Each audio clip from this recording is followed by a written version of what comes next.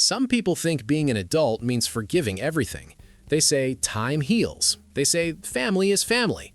They say you should just let things go. But no one ever talks about what happens when the people who hurt you are the same ones asking for favors later. These stories aren't about small misunderstandings. They're about boundaries that were ignored and the moment someone finally says no. What you're about to hear are real Reddit stories, stories where people were pushed too far, asked for too much, or expected to pretend the past never happened. So before you decide who's right and who's wrong, ask yourself this: at what point does forgiveness turn into self-betrayal? Story 1. Refusing to tutor a former bully. I'm 17 now, and I live with my dad. My parents divorced when I was 4, and for most of my childhood, they split custody evenly. When I was 7, my mom met a guy named Ricky. They dated for about a year, then got married. Ricky had 3 kids. Frankie was a year older than me. Cole was 2 years younger. Jesse was 3 years younger. From the moment they moved in, things went wrong, especially with Frankie. She never wanted her dad to marry my mom, and instead of taking that out on him, she took it out on me. At first, it was small things, mean comments, shoving past me in the hallway, laughing when I messed something up.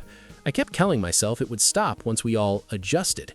It didn't. For 3 years, Frankie bullied me every single day I was at my mom's house, at home, at school, anywhere she could reach me. She broke my things, threatened me, dumped juice on me in front of classmates, tripped me in hallways, slammed doors on my hands, locked me out of the house, poured water on my bed right before I was supposed to sleep, spread rumors that I crapped my pants and wet myself. I couldn't escape her. I told my mom. I told Ricky. They knew. They'd intervene sometimes, but it never really changed anything.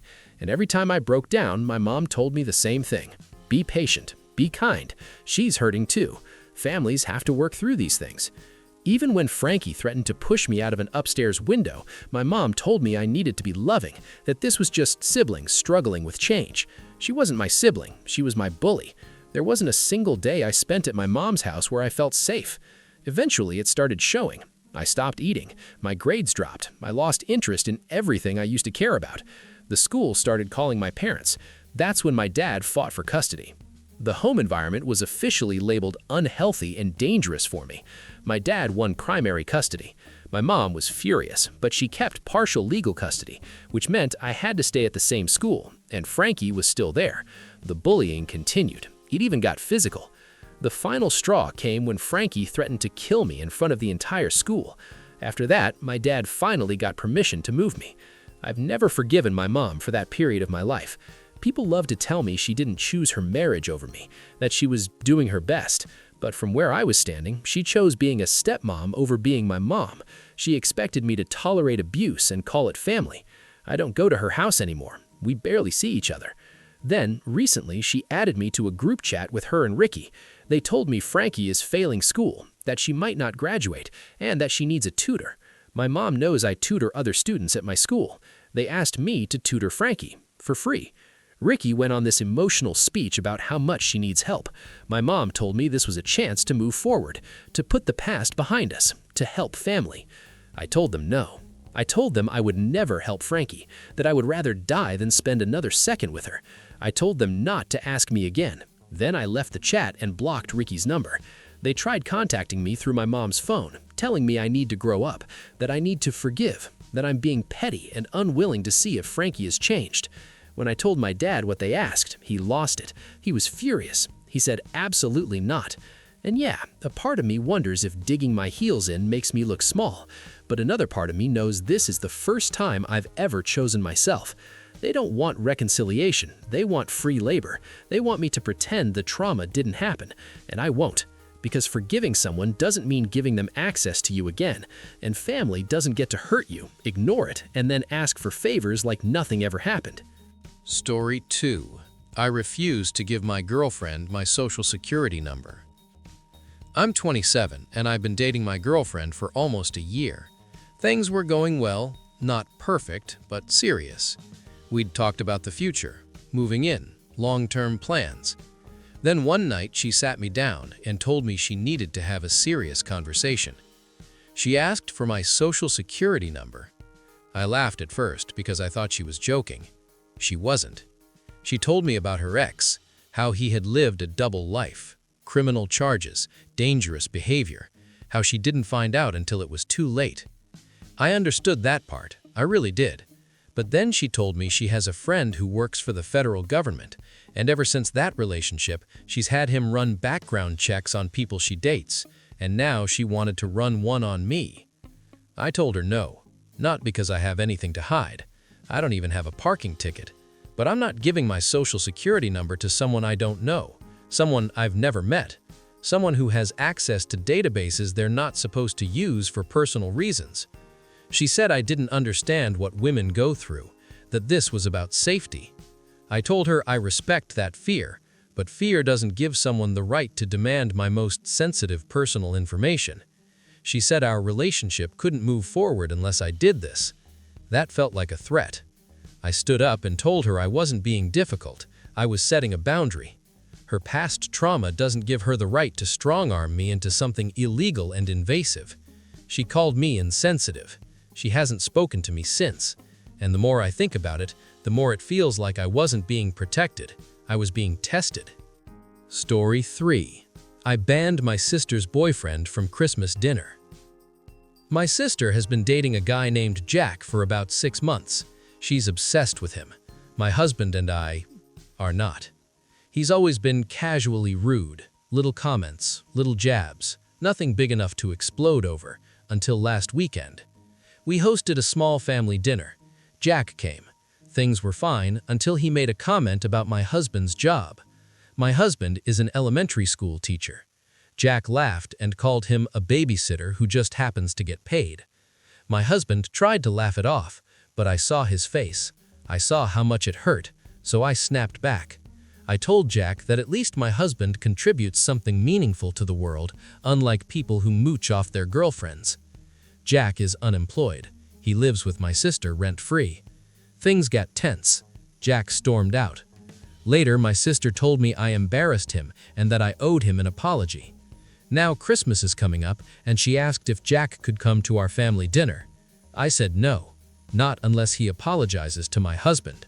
She called me a hypocrite, said I insulted him too. But here's the thing, Jack came into my home and disrespected my spouse. I defended him.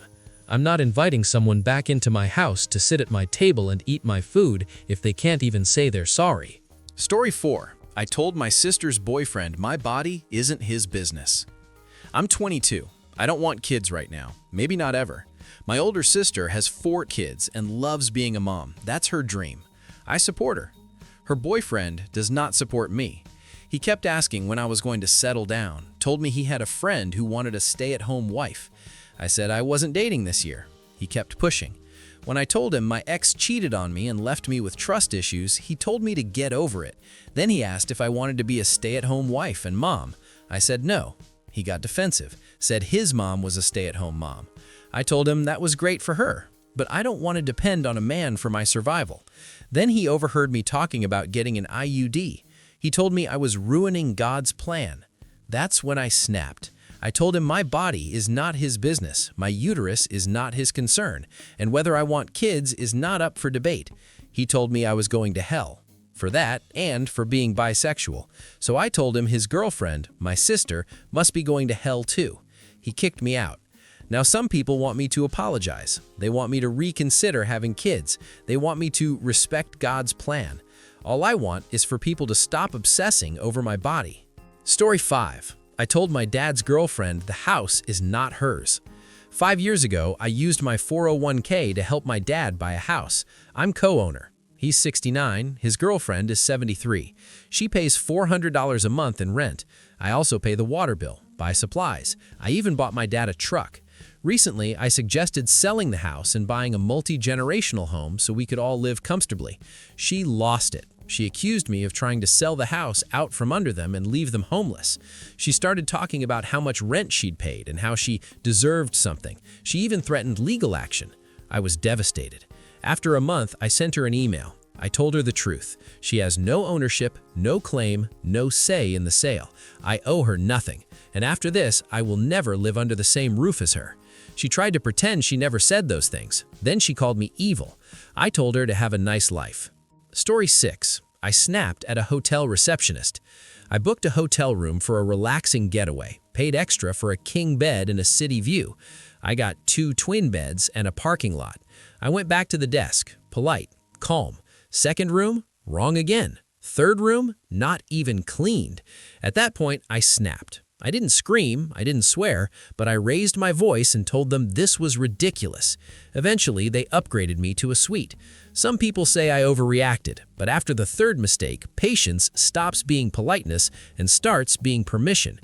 Every story you just heard has one thing in common. Someone finally drew a line, not because they were cruel, not because they wanted revenge, but because they were tired of being the one who always had to give in.